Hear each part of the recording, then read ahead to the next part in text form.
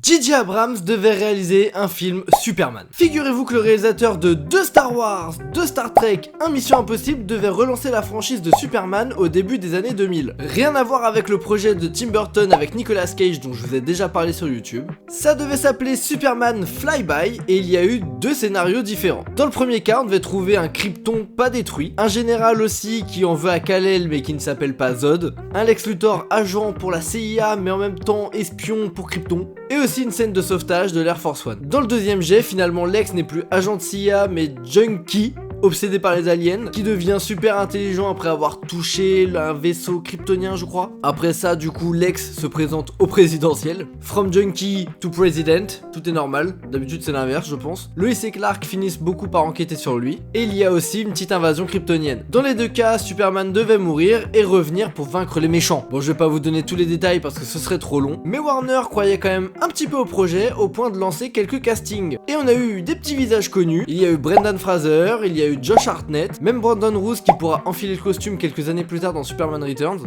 et même Henry Cavill.